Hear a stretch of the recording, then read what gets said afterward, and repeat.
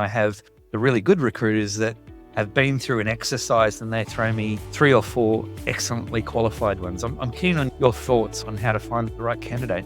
Resilience, you might call it, and competitiveness. They're perhaps the founding traits that I tend to look for. How you assess for those is a different question, but they're perhaps the traits that I think are the foundational elements of really top performer.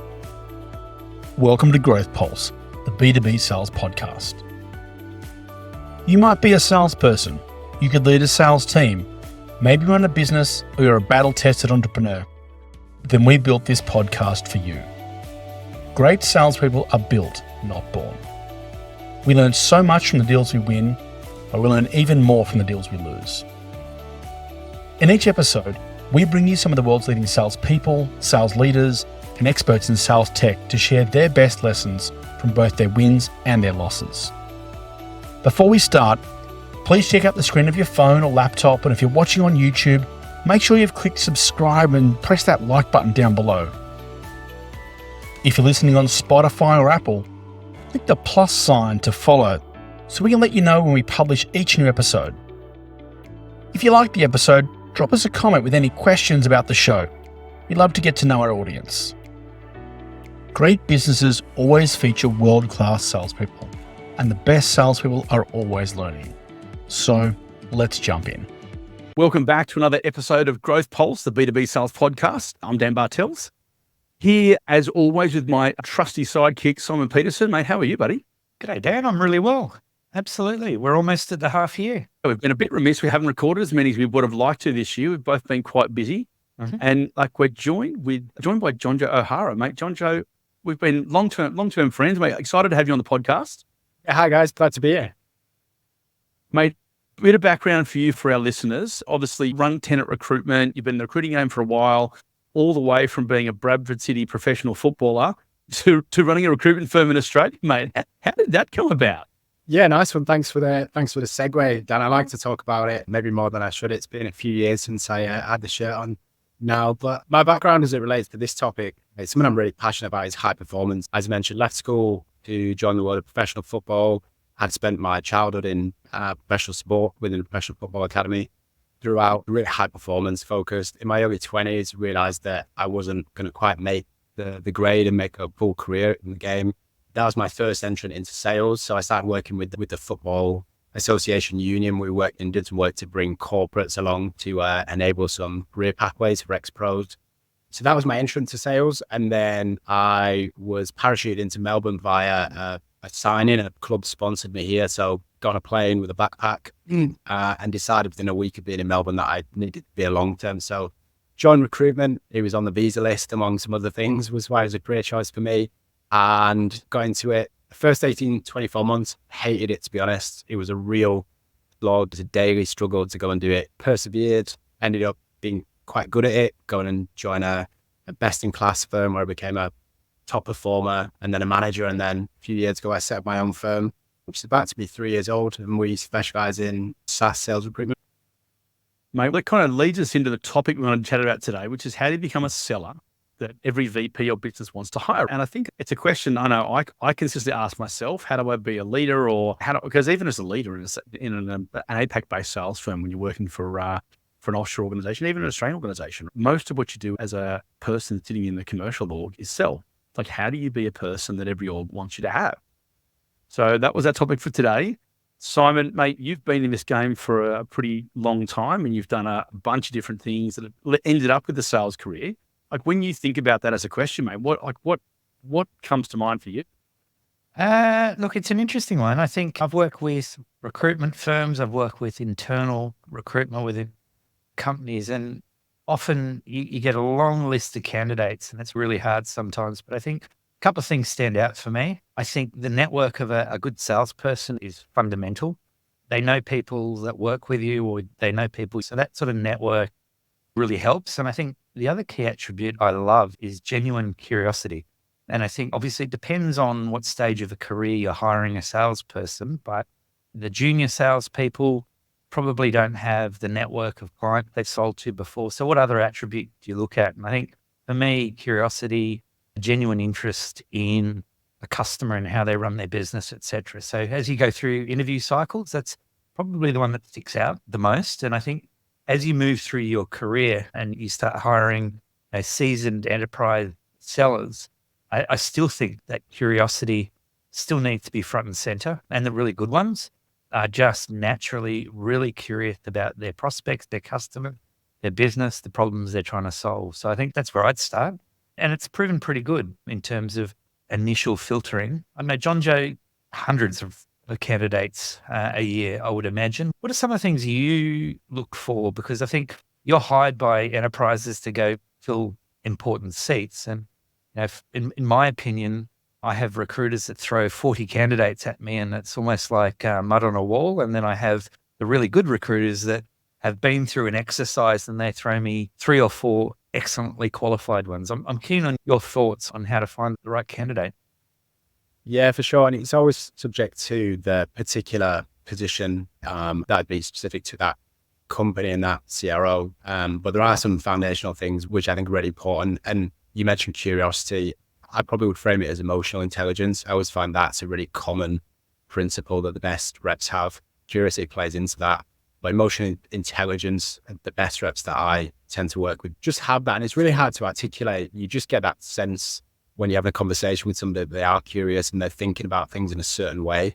That really plays out for me. The other perhaps 2 big things are grit, resilience, you might call it, and competitiveness. They're perhaps the founding traits that I tend to look for. How you assess for those is a different question, but they're perhaps the traits that I think are the foundational elements of really top performer.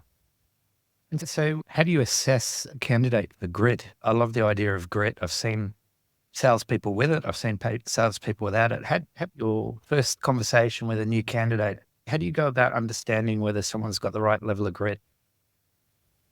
I'd really love there to be a greater data-powered tool that gives us a greater assessment here, but we're really working on time served for the most part. So asking about certain challenges that person has undertaken and managed to come through the other side, be that extracurricular. So we know that people from sport, I'm biased, but people from sport often make very good salespeople because of the nature of adversity they've often had to face. It doesn't have to be sport. It could be any type of extracurricular where you basically, we talk about the 10,000 hours rules, basically where you've had to persevere with something that perhaps you didn't want to do for the sake of achieving a long-term goal. So I like to see examples of somebody who's gone and done that and they've faced adversity and they've found some value in doing that, and they can articulate why it was valuable to go through that journey and what came from them doing. Yep. Great. And EQ, that's a big one. I'm really big on EQ. Talked about it, the need for it for years. What do you signal a candidate that's got the right level of EQ and they really understand what it is? Not just about scoring the highest on a maths test. It's about understanding the people around you, understanding what's driving them, innately figuring out how to get to your goals, etc. Now, how do you sort through the myriad of answers to questions to figure out whether one's got the right level of EQ? Yeah, again, it's a little anecdotal, but one thing I like to do is ask. I'm looking for self-awareness when candidates answer certain questions. What was your experience in this role? And if they're able to be very self-aware as to what part they played in the success or failure of that role, that tells me that they're really self-aware and they've got emotional intelligence. If they're very quick to blame it on the environment or their surroundings, I don't think they necessarily have that. But if they're quite forthcoming and saying, look, I was great, this didn't quite go so well, and these are my weaknesses, these are the areas that I probably missed on, I think that's a really good sign of self-awareness, and that's a big part of EQ for me. When does that become maturity versus EQ? Because I look at people who've been around for a period. Like I think you can learn emotional awareness, but I think there's an inherent level of, when we talk about EQ, it's emotional intelligence. It's the emotional quotient, right? And it's a bit like you have a level of IQ, you have a level of EQ, right? But over time, there's an aspect that you learn for just having been in different roles or having had a career around. I've seen this before and I had the approach. But then there are people that I meet who are early in their career who just fundamental. My daughter, she's 12. She has an exceptional level of EQ, right? And she's learned that from her mother who's a kindergarten teacher and I'm a sales guy. There's 2 very different pieces here.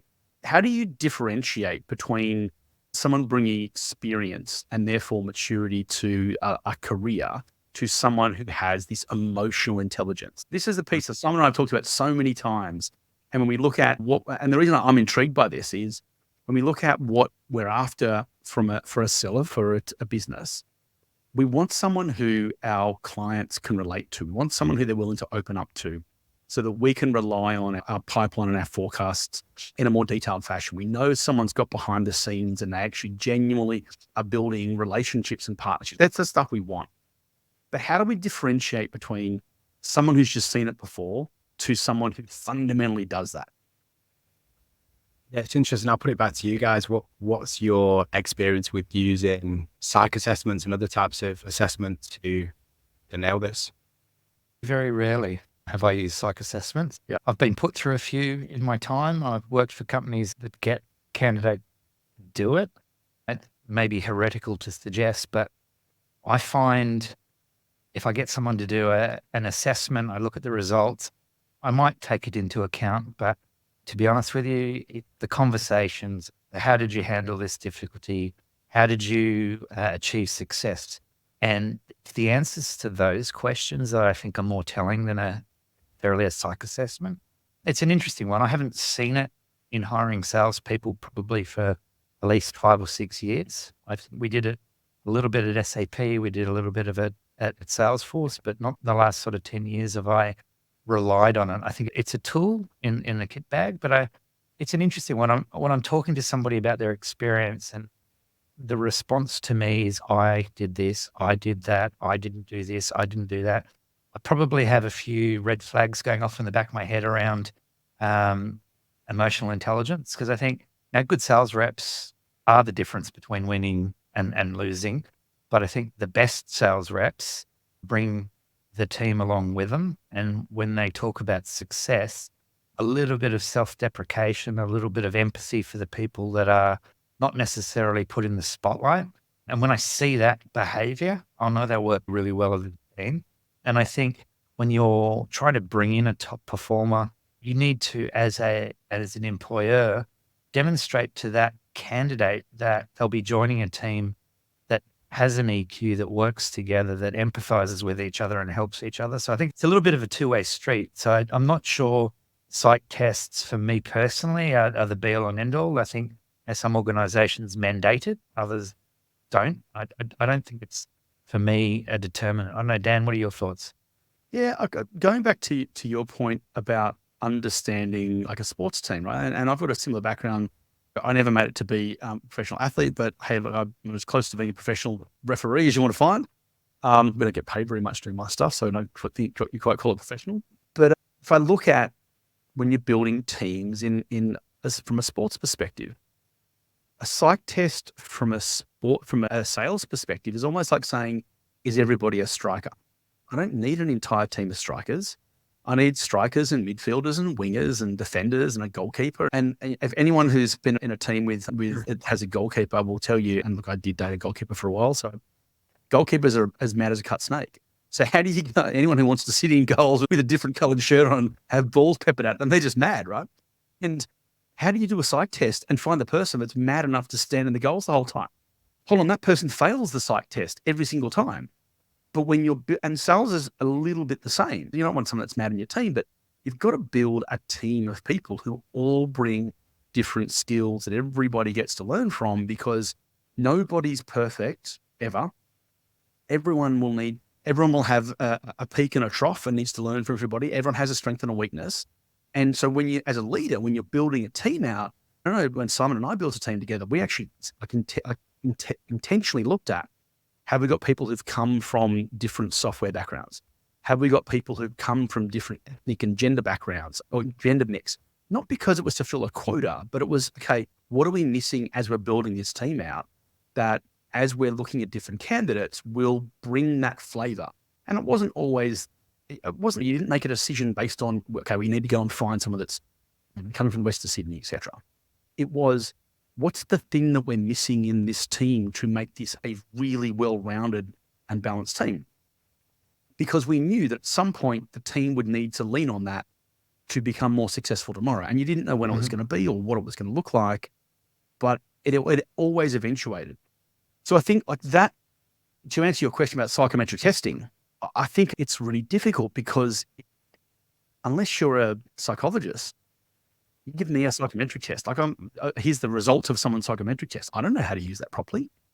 But what I do know is to how to look at, here are the different aspects of building a team. What do I need to put on the park? Because this is what our go-to-market is going to look like. This is our plan for the year.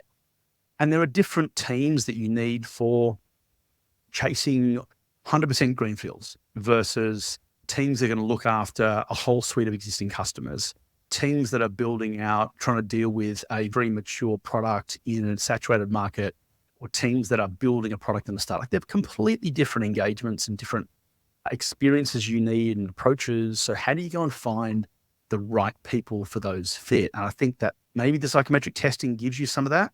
I don't think many sales VPs are experts in using it. Probably my answer to that question. Long answer to a short question. Really interesting. It sounds like what you're saying, Dan, is each hire that you make is built for purpose. It's not a playbook in which you hire the same kind of rep each time. You're actually building that for that specific time and place and what the organization needs. How common do you think that is? Because my experience would tell me that much of the time, VPs go and try to hire a very specific profile, which is actually quite like themselves. What you're talking about sounds quite brave to look at it that way, that philosophy. How common do you think that is? I don't think it's very common at all, in fairness. Yeah. I think you're right. You'll see a lot of VPs, not just VPs, like people, leaders in general, will go and try and hire people who reflect themselves. Hey, if I did it this way, I want to go and hire 3 people just like me. But again, if you go back to that concept of building a team, I don't need 3 strikers. I need a team of people who all bring, and great leaders. If you read any leadership textbook, great CEOs or leaders of countries or whatever it might be, go and find people who have skill sets that they don't have to make the decision more well-rounded. And like, that's what good leadership looks like. And they listen to them. Yep. And I think the problem you've got is if you go and hire a bunch of people that look like yourself, you go sit in a room and do your planning and there's no challenges. It's all groupthink. And I always like to have someone that will throw a real curveball, and it may not be the right answer, but I want to give that alternative point of view a go. And 99 times out of 100, you get someone that's come from a different background or different software background, or in some cases, not even software at all. And they come in and they have ideas I just never would have thought of. I love that. And I think the other thing is, when I'm interviewing new candidates, I love the question when they start asking about the culture of the team and what's important, et cetera. That dialogue goes backwards and forwards in an interview, tells you so much about the lived history of the person you're interviewing. So if they're very keen on culture, they've obviously experienced good and bad cultures to know what's going to make them successful and happy. And I think bringing somebody into an environment where they're not the same as everybody means that there's a path for them to learn from the other people and vice versa. I think typically a great sales team, let's say the average sales team's probably got about 8 people on it per manager. The trick that I've always thought through is every one of those 8 people is better than everybody else at something. And once you've got someone in there that can absolutely nail a presentation, somebody there that has the best network, somebody there that has, let's say, the best way of bringing executives into a deal at the right time. Each person has a skill set. And I think as a leader, once where your superstars are in each of the areas, and everybody is good at something, you also know where you're lacking. And I think what I personally like to do is I like to make it known to the group that if I'm talking to Chris, you're the best presenter out of this bunch. Everybody sees me say that. They lean in and Chris will help them with a presentation, but it's not all about Chris. You've got another person on the team that absolutely nails the value proposition. And once you understand the skill set of that team, everybody goes to the right person for the right answers, and you have a really collaborative environment. And I guess when I'm interviewing, I want to find out what the person I'm interviewing, what their superpower is, because as Dan said, nobody's perfect. In fact, nobody is even close to perfect, but everybody is bloody good at 1 or 2 things in the sales game, and they're looking to join a team to leverage those super skills, but at the same time, they want to augment their own capability. And if you make that really clear, you end up with a culture where everybody's leaning in and proactively helping each other. And I think there you end up with a team of people that are happy to lie down in front of a bus for each other to help them win a deal. And that, when you start to get a really cool environment, great EQ across the team. And so I guess if I'm interviewing to join a team, a lot of the times I'll ask a question: what are you really good at? What do you suck at? What are the things that me joining this team is adding a lot of value to the whole team? I think those sort of answers in an interview kind of scenario, I love that stuff. And it's really important to have that sort of diversity of opinion. I think that kind of leads those, Simon, to, and I'm your opinion on this, Jonjo, but when you start to look at a new candidate, right? So how do you present yourself? You're looking for a role, or someone's brought a role to me and I'm now engaged in a conversation with a recruiter or a potential leader, right? How do I position myself in a light that I'm putting forward my best elements and all the things about me? But I actually think half of that's the wrong view, because a recruitment process is a sale, right? And at the end of the day, you've got a company who's going to buy your time and effort from you for an amount of money, right? So we spend so much time in the recruitment process doing all the things, as candidates, doing all the things that you coach a salesperson not to do. Turn up and here's my feature function benefits of all the things that are about me, when actually the sales process is all about the person who's recruiting, right? They've got a problem on their side. They're in the market because, I don't know, someone left, or they've created a role, or they've got to replace someone or expand, or whatever the problem is. And so often you end up, the first thing for me as a sales leader, if I don't get questions from the person turning up, not a salesperson. If they end up talking for most of the meeting, straight away my note will be not a salesperson, because they haven't been able to elicit from me getting what's my problem, what do I care about? Talk to me more about the culture. These things are really important to me, but more importantly, they're more important to you. If I haven't been able to spend at least 50% of the time talking and they haven't managed me through that process, they're not a salesperson. So I think the top of the question you asked is the top, Jonjo, like, to me, that's what you're looking for. If they can facilitate that piece, okay, tick, they know how to sell. They've got a good understanding of how to manage the conversations. Okay, now where do they fit in my team? Have I got 4 reps like them? Or what else would they add? Okay, where do I need to drill in? Is their type of selling or experience close to what I need to go and leverage here? So I think like that piece of kind of turning around, I think, becomes like really interesting. Jonjo, is that an approach people take, or does it resonate with your experience? Yeah, it's an interesting one. I think that is a successful tactic, but it also depends on the person you're interviewing with, because from experience, some CROs don't actually have that approach. Not just a handful of occasions that perhaps I've had where the person's come to the interview and very much on the front foot qualifying, and the CR has been a bit taken aback. Then, tell me about you. I want to hear about you. And in fact, the person was, as a good salesperson does, was ready to try and qualify so they could then come back and say, it sounds like this is your problem. I think I could fit it because of this. And the CR actually said, I didn't like that approach because they just wanted me to tell me what I wanted to hear, as opposed to it being authentic. So that's just a very single point example, but when it might not work, I think. But to your point, I agree. If you're going in there and you're just talking about your own features and benefits, it's not going to go well. But just marrying the two and being able to read whether you have the opportunity with the CRO, or whether that is the right CRO you want to work with, if they're not going to give you the opportunity, maybe that's something. I think in that scenario there, not to cut you off, right? Yeah, being behind and understanding early in that conversation, this is not working with that CRO or whoever I'm interviewing with. Why are they focused on something being authentic? What's happened to them that when they're recruiting for somebody, authenticity is really important to them? So great salespeople work out early on and, hey, you've given me some dot points, some punchlines, or what it's going to be around what you're looking for. I want to make sure I'm displaying how I can do that, but just give me some information about why this is critically important to you. I don't know.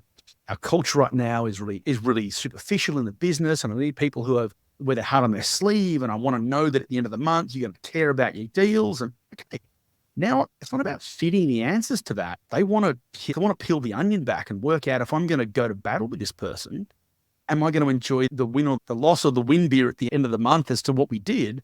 And that's really important for them. But it's like, I think some of that unpeeling becomes really critically important. And it's a sale process, right? It is a sale.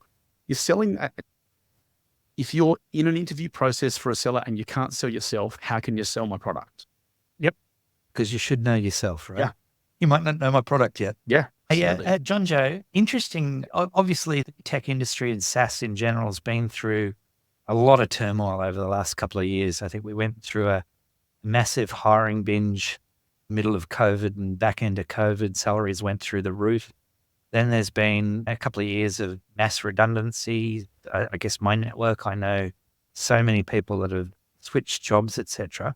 What's, I guess, resilience and grit are obviously key attributes to keeping a smile on your face going through all of that. But you're seeing a lot of candidates. So are you seeing a change in the way people are hiring salespeople? Are you seeing a lot more conservativeness in terms of companies bringing new people on? What's 2024 look like as a sales candidate? Yeah, for sure. You're right. The mandate right now is accretive hiring. So only hiring reps that are going to bring immediate increase or immediate value. And with that comes some conservative philosophies on hiring, really. And tenure is a big part of that. So there's a bit of a juxtaposition in that every CRO wants to hire for tenure. Average tenure for tech salespeople in Melbourne City right now is about 1.7 years. So there's a small handful of people that have 3 or 4 years in each company. So it's a real challenge to be able to go and show that resilience when often it might not be been your fault that you've had a couple of misses in a year market, because the market really, I think that is something that reps are coming up against a lot, and it's really about either educating the hiring manager on how they do have resilience despite a couple of misses and giving lots of context. That's important. But I'd also say, and I think we're cautious of this being a toxic type of mentality, but I do think from personal experience, and I've been through it myself, if you can stick it out, you should, for the most part, in certain environments. And of course, I'm talking if it is a toxic workplace and it is causing you a certain degree of considerable stress, then you should find somewhere where you're going to be happy in your job. But I think we all know sales is difficult and there are going to be difficult times and challenges, but staying in the same place and getting the exposure that comes with that, not just only because it looks good on your CV, it does have a remarkable effect on your ability to grow, I think. So again, market dependent, but where you can, I would be advising reps to stay in the same role for as long as possible, particularly right now, because that seems to be like a market demand. Have you found the way interviews are conducted has changed over the last couple of years? I think I've been through a few interview cycles in the last 12 to 18 months, and a lot of it is not face-to-face. So me growing up in tech, it was all face-to-face, and now it's moved a lot to Zoom and Teams, etc. Is that having an impact on ability to hire quality talent, or are you just seeing a lot more face-to-face starting to come back? Face-to-face is coming back, but still in small pockets. The majority is still virtual, at least for the first and maybe second rounds. And the reason for that is during COVID, there was such an abundance of opportunities. Everybody was hiring all the time.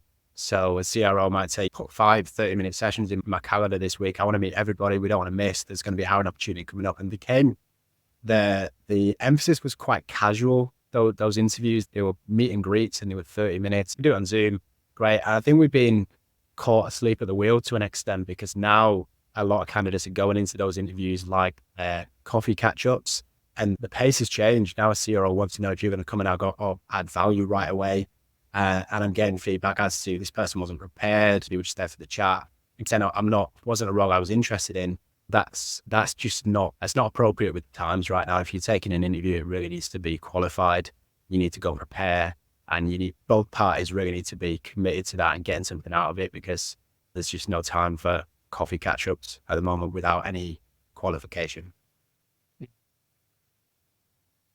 So within that process, because I think that's always been there, but to your point, when people were chasing you, you could be a lot more cavalier around, I'll have a chat and hey, I'm making good money here. Yeah. Whereas Whereas and look, if I had a lunch the other day and there were 12 of us, and 11 of the 12 people at the lunch had been made redundant in the previous 18 months. And look, most of them had roles and good roles, and that's fine. But people had gone through this cycle, right? And I think the process of people then looking at like the market demand has changed. Like its power has shifted, right? Versus people chasing you, you're now looking for an environment that might be different to where you are today. Hey, the market's a little bit tougher. I'm not closing deals as quickly as I possibly was before.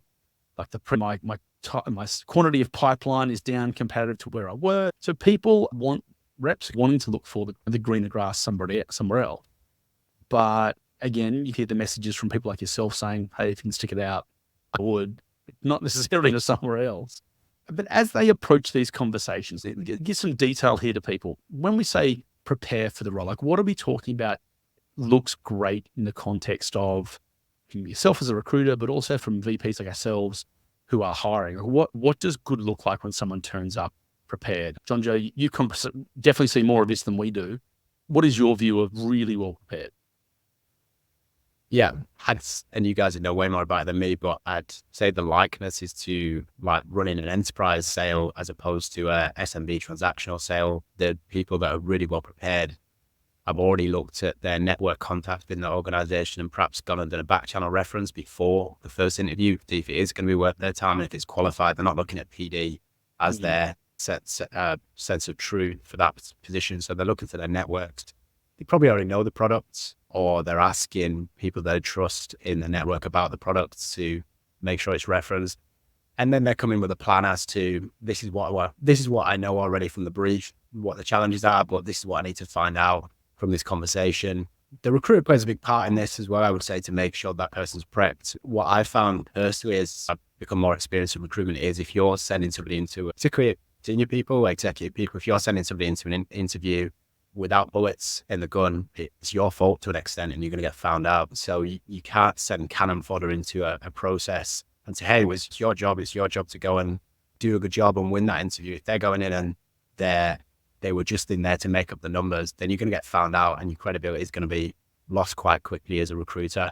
So the recruiter has a big part to play in making sure that you have the prep and everything that's not available on a website. But I think it's just digging in as an enterprise seller would do in any type of deal. Who do I know and what do I need to know for this to be a really good conversation, not a surface level conversation basically? What do you reckon, Simon?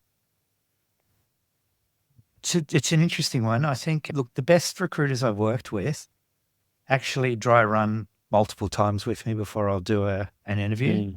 They'll talk me through the personality, the person I'm interviewing, hot buttons, etc. If I'm working with a recruiter that has recruited for this leader before and they share successes, failures, etc. with me, I know I'm in a good way. I've been through a recent exercise where I had a fantastic experience with a recruiter who really leaned in, spent the time to walk me through, based on his understanding of me, what my best sales points were, and then asked me to pitch. And when I sucked at it, invariably the first time, he sort of workshopped with me, okay, so I wouldn't pitch it that way, I'd pitch it this way. And this is why a woman that I was interviewing with, why she'll be interested in that. And for me, it became a partnership in that hiring process, because obviously as a recruiter, you get paid when I get hired. And if I don't pass the interview, you've got to find somebody else, right? So it delays the pay. So it's, for me, the best relationships with recruiters are ones of coach and mentee. It doesn't matter how senior you are, etc. I found the best recruiters I've worked with are the ones that genuinely want to help me perfect my pitch, know where my strengths are, know where my weaknesses are, etc. It's interesting. I had another experience where I had 2 or 3 recruiters I was working with, and I just said, look, tell me about my CV. Is it okay? And 2 of the 3 of them came back and said, yeah, no, it's really good. It's fine. All good. The third one came back and said, mate, Simon, your CV sucks. It's too long. It doesn't get to the point, this and this. And I'll tell you what, out of the 3 recruiters I work with, I want to work with a guy that said my CV sucked, because there was some value add for me as a candidate.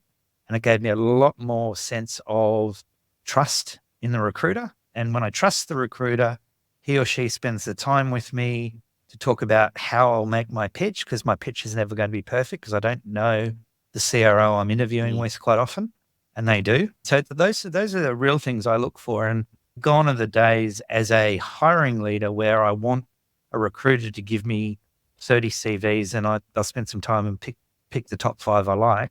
I actually want to work with a recruiter that I know has spent some time coaching the candidates I'm going to talk to. So it's that real partnership is one of the things I really love in that process. And it's not a transaction, it's a complex sale. And what problems am I solving? What problems is the recruiter solving? All those sort of things I love. You mentioned you'd like to see just a handful of CVs that are really qualified for what you're hiring. What are the super skills? You mentioned it before. What are the super skills that you think are really important in 2024 to become the seller that every VP wants to hire? I think first and foremost, I want to know the story. So I hired somebody that had never been in software before. And I spoke to the recruiter. He was an airline pilot and a Royal Navy pilot as well. So clearly smart. So I didn't have to, if you're going to be a Royal Navy pilot and a 747 pilot, you can do your math, right? So that's great. But I wanted to know the story behind the person and why they felt that this was a good career move. So I think first and foremost, I want to have a story. And that story might be, I've been in SaaS for 20 years. I've sold to all the big 4 banks. This is my success. That's a story. So I want to be able to tie the bullet points in their CV to a dialogue that would mean that person will fit in with what I'm trying to hire for. And for me, that story is fundamental. I think, do I care whether they know my product or not? Not at all. And obviously there are some situations where it's critical. Let's say I'm dealing in cybersecurity and I'm hiring somebody to negotiate with a hacker. I don't want to hire someone that's never done that before. So that's obviously a fairly unique scenario. However, the vast majority of SaaS sale, it's about the outcome you're creating for your customer or your prospect. So I can teach you the features of the product, but tell me about how you would articulate a value proposition. And quite often I ask them to sell the product they currently know really well to me, because it teaches me around how they elicit where my problems are, how they pitch the value proposition, how they lean in, how they use their EQ to really understand what it is that I'm trying to achieve. So that, for me, those two things, do they have a story and can they pitch a value proposition genuinely? And I don't really care whether it's my product they're doing it. I know, Dan, what are your thoughts?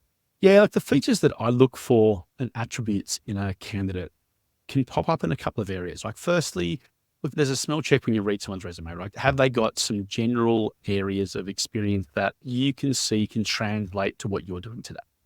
Like I'm recruiting at the moment for someone and it's a bit of an interesting role, and nobody typically, there's probably 3 or 4 people in the country that kind of do this thing today. So no one's a pure fit. So you're looking for people who've got similar types of experiences that you can fit into this mold, but how will it work? But then underneath that, the next step is, okay, have they got a level of intelligence? Have they got a level of problem solving capacity? I think particularly in sales, whether you're problem solving for a team or problem solving for a customer, that's a massive aspect to what I'm either looking for in their resume or looking for in the conversation I have with them to find that fit. I always like to include in my search process that resume that hit your desk. You go, how is that a fit? Quite often, like they've self-assessed that this could be a fit. And you can often work out early on if it's not a paid, they're just literally resume trawling and finding it, trying to chuck them everywhere, and you just exit out of those conversations. But often it's, no, I've got a fit because of these areas and this is interesting to me. And okay, let's have a look at that. Because often some of those hires are your best hires. I like to think I got my start in SaaS with a sales background, but 0 SaaS experience. And I sold myself into Salesforce over a period of 4 or 5 months. And it was the guys that recruited me basically said, look, if you can sell product as well as you sold yourself over a 4 or 5 month enterprise cycle, like go, please. Yeah, 100%. Do more of that, right? And it's interesting when you first jump into a role, when you've not done it before, Dan, new to SaaS, It wasn't about you selling the specific product. It was about just a genuine understanding of the process. And I think an interesting one that sort of popped up for me recently was looking at CVs of people that are probably first or second gig in sales, so fairly early on in their career. I'll give you one tip. Do not use ChatGPT to write your cover letter. Sticks out like a sore thumb. What's fascinating is I read one a couple of weeks ago and I saw some really good long words, which they were in the right context. And I actually asked the person what this particular word meant because you wrote it in your CV. And he made something up, clearly had no idea. That's a red flag. Obviously, we didn't move ahead with that hire. But if you're new in your career and you're happy to leverage ChatGPT, don't get it to write your entire CV. Yeah. And that goes to your story, Dan. So you're first into SaaS and you were talking genuinely about your experience and genuinely about how you would go about something. And it came across as very valid, thought through. And yes, the person that hired you said, I can take that talent and point it towards selling SaaS software. And that's a big difference. Yeah. I think they're the core attributes. Someone who is a problem solver. Being in sales is always being a problem solver. How do you uncover the problem the customer has and the product, the service, the thing that you do can help them solve that problem? There's 45 other ways they could solve that problem, but they're engaged by you to solve it with your organization, the way that you solve it. That's it. That's what sales does. And you talk to enough people or the right types of people that you are clear that when they buy it from you, product or service, you can deliver what they're asking for or what they need. Sometimes you're fulfilling a need they already know about. Sometimes you're creating the need. And can you solve the problem that's in front of you as a salesperson, which is always, it's the start of the year, so your number's 0. Go again, right? Always. And I think that's the other piece of the attributes you're looking for, which is I think where salespeople, there's a couple of interesting recruitment firms that just purely focus on converting athletes into salespeople. But when you look at athletes, they're so used to, hey, look, it's the start of a new game and the score's 0. It doesn't matter how good I performed or how well I ran or swim or whatever last time. Hey, we might have pumped this team by 40 points the last time. When the ref blows time on, it's 0 again. And when the ref blows time off, they'll tell us whether we won or lost. We can be at the side of the equation and there's a season and we go again. So I think like that, understanding they've got those attributes of they've seen and they've experienced this. And okay, if you can't talk to me about you've done this in sales, you've seen another part of your life you've done this in, right? So I think like they're the core attributes. And how do you bring those to bear? Because no one's perfect for a role. It doesn't matter whether you work for the competitor in exactly the same role. You're not perfect for it because you haven't done the role they're asking you to do. I think that's the big gap. Are there any tactical attributes that you think are very important right now? And I'm thinking about things like, which might not have been so important many years ago, personal brand and the likes. Are there any particular tactics that you think are really interesting and you'd like to have on your team? I love when I'm talking to somebody where they can connect dots for me. It sounds really simple, but if they've sold to a customer that I'm targeting, so the types of customers, so let's take an example. If I'm hiring somebody and I want to put them in financial services sales, say, if they've had, I don't even care whether they've sold similar to my software before, have they engaged with big 4 banks? Do they know how it works? Do they know the buying cycle? I think, and so connecting the dots in that sort of environment, it's very tactical, but if you're researching a role, think about the key prospects or the best prospects that the company you're interviewing with will go after. And what do you have specifically in your kit bag that will aid them in getting that particular prospect into the pipeline? And very tactical. And to your point before, Jonjo, in terms of have you spoken to people that are already inside that business? Well, one of the tactical questions to ask is, what's the perfect customer for this company that I'm going to go interview with? And understand what the ideal customer looks like and bake that into your interview. Bake it into how you go solve the problems. Because I can tell you what, when you do that, the person you're talking to, whether it's in Zoom, they'll start nodding, or when they're across the table from you, they're leaning in and they're frantically scribbling notes because you've just jumped about 10 people in the queue to get their role. Yeah, I'd say the same thing. Like, I think it's the world today is, we talk about influencers. Salespeople are paid influencers, but we're influencers to a really tiny segment. The business doesn't care if we've got 40,000 followers on a LinkedIn page. They care of the 5 customers you've got to sell to this year, or 50, or whatever you've got to do to get your quota. Can you influence them to say yes? Like, that's all the company cares about, right? So in that process, whether it's you've already got those connections, or how would you go and build it? And have you got evidence that you can go and build it quickly? And it's typically, I don't think in the more I look at it in enterprise sales, it's not, do you know how to run LinkedIn, or can you build a social campaign? That might be one of the tactics and things and the tools you use, but that's important, but it's not the be all and end all. It's, can you get, because at the end of a deal cycle, did you get in front of the customer and the right people, and can you connect? And the person you can't get a hold, and no one else can get a hold of, can you get a hold of that person? And how would you show me you can go about and do it? So I think, like, that core piece of, are you an influencer, and what does that really mean? I think that's what we're all searching for.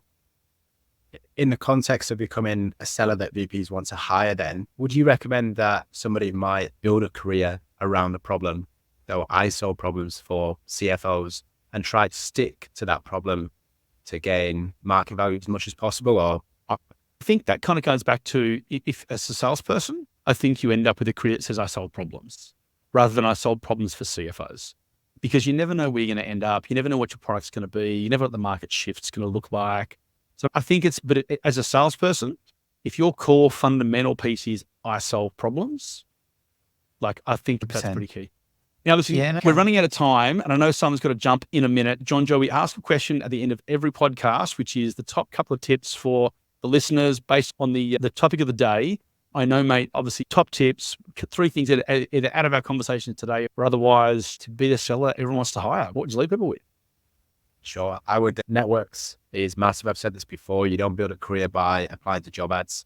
So go and solve problems, become an expert in solving that problem, and make as many people that are relevant to that problem know about you. Have a really good recruitment partner that knows the industry and knows what you're good at and knows how to position you for your next career opportunity, particularly when you're not looking for it. And that's really important so that you don't miss. And I think upskilling is really important. I know you're passionate about this, Dan, so I'll get your thoughts, but you should be spending as much time on professional development. It's one of the most important things you can be doing. So whether that's getting a sales coach or finding ways to be better at your craft, I think that's good advice for anybody. It's awesome. Everyone, thank you so much for joining GrowthPulse, the B2B sales podcast. If you haven't already, if you're watching or listening on YouTube, please click the subscribe button. And if you're listening to us on Spotify or Apple Podcasts, please click the plus sign and follow along for the next podcast. But Jonjo, Simon, thanks so much for your time today. Everyone, look forward to the next episode and talk to you all soon. Thanks for having me. Yep. Thanks, guys.